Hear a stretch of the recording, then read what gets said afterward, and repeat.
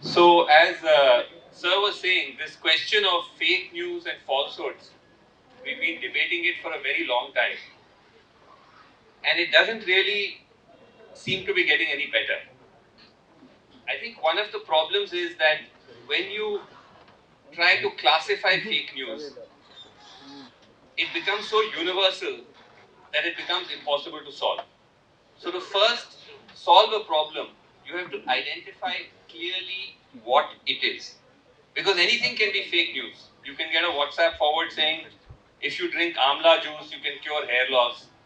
Or spaceships have been seen above the Rajasthan desert.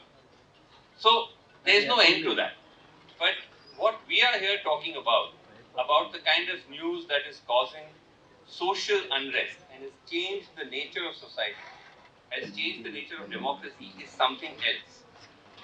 That new threat is coming directly from political power.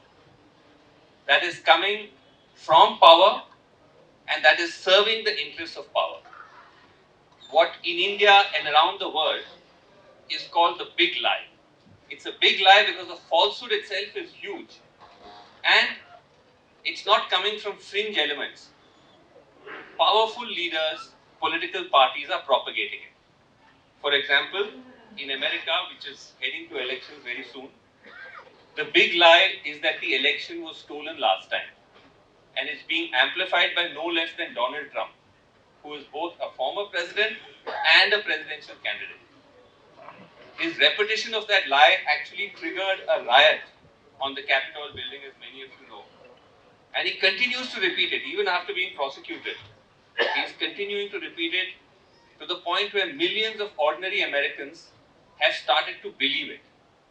And that has unsettled the nature of America, which is the world's oldest democracy.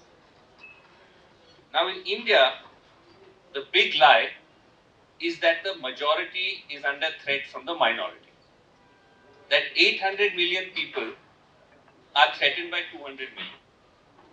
Now, this dangerous divisive falsehood is not just coming from WhatsApp. It is coming from those that are occupying the highest tiers of power in the government today at a scale that we have never seen before. This is not a political comment. This is not, anti-BJP or anything. The World Economic Forum risk assessment report this year, you would have seen it was widely reported, said that the number one threat of misinformation and disinformation in the world is faced by India. India, according to them, is the Vishwa Guru of fake news. This is World Economic Forum. Now, this is not to say that politicians don't lie. Politicians have long been creative with the facts to serve their interests. The old expression goes, you campaign in poetry and you govern in prose. Ascribed to Mario Cuomo, the late governor of New York. But there's a difference between relatively harmless falsehoods and dangerous ones. For example, relatively harmless is the claim that the Prime Minister stopped the Ukraine war. War rukwa di papa. Now, this is not a great claim. The Foreign Ministry had to actually come out and debunk a claim being made by members of the ruling party that no such war was stopped. But you can still say it is part of the poetry of a campaign trail. But this poetry prose logic only applies if certain Lakshman Rekhas are followed. For example, the falsehoods are not meant to cross a certain line. Number two, the highest leaders, the topmost leaders do not get involved in spreading these toxic lies. Number three, the lies were largely limited to what are called the election cycle. So you're campaigning and you're speaking in poetry. But after that, you switch to prose. And number four, the gatekeepers and institutions of democracy kick in if things get out of hand to apply the brakes. Today, what has happened, unfortunately, is that all those Lakshman Rekhas have collapsed. The lies, the falsehoods are very virulent. Number two, they're not just coming from lower or mid-tier leaders, they're coming from the very top. Number three, they're not just limited to the election cycle, it is 24/7. And number four, the gatekeeping has utterly let us down as a society. Let's take it quickly one by one. The virulence of it. It's not just about war, Rukwadi Papa. Every day there is a new jihad which is coined by the ruling regime. Population jihad, land jihad, love jihad. And this is not coming from anywhere. It is MPs, ministers, chief ministers, governors. The Assam chief minister has even coined fertilizer jihad. The insinuation that Muslim cultivators are poisoning the crop and impacting society.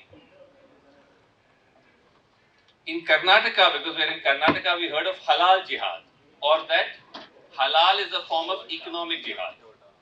Who is this coming from? It's coming from C.T. Ravi, who's a national general secretary of the ruling party.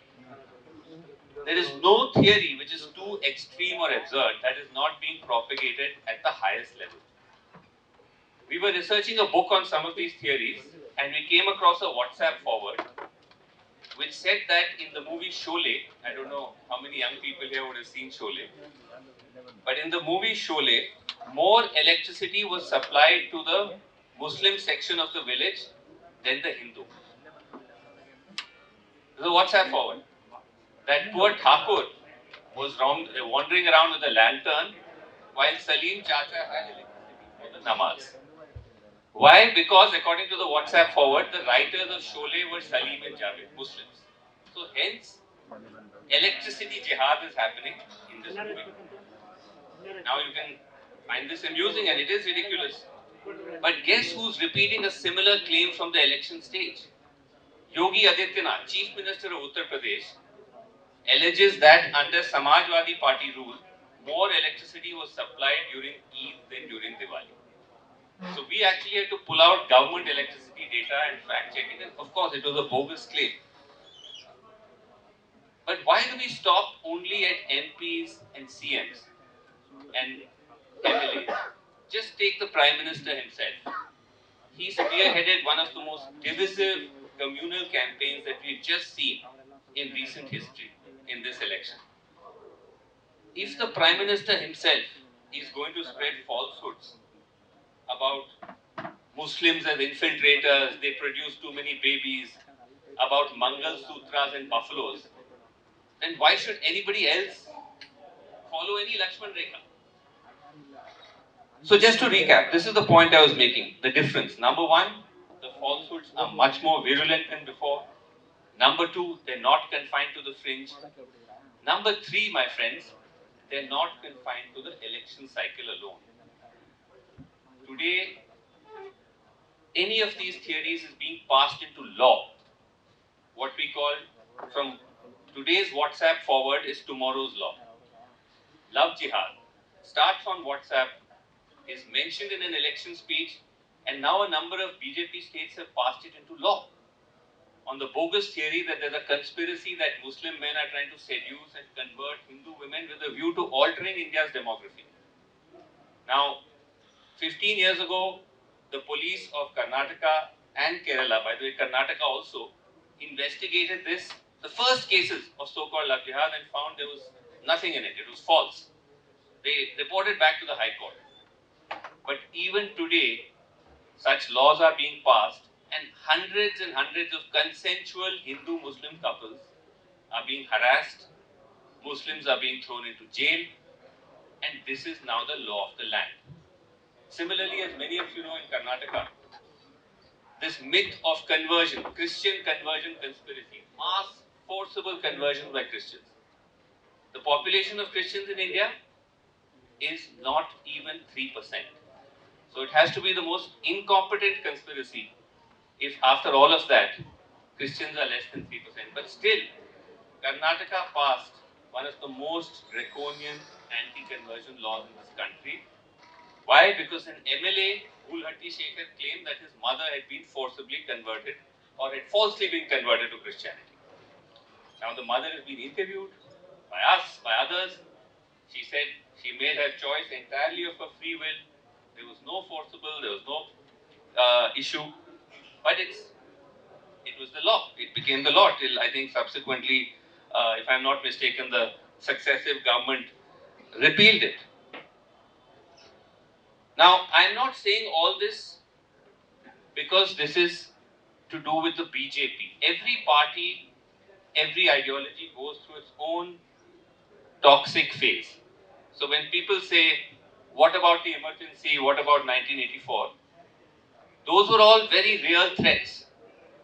The thing is that, I was 15 years old when the 1984 riots broke out, and I was only 5 years old when 8 years old when the emergency took place. So if somebody had asked me to give a keynote speech then as to which party or which ideology is the greatest threat to Indian democracy, I would have had a very different answer. But we are journalists here. Some of you are future journalists, some of us are in the game. We are first drafters of history, and we are concerned with the here and now. And this is the current crisis that we find ourselves in. So let us look at how all of this,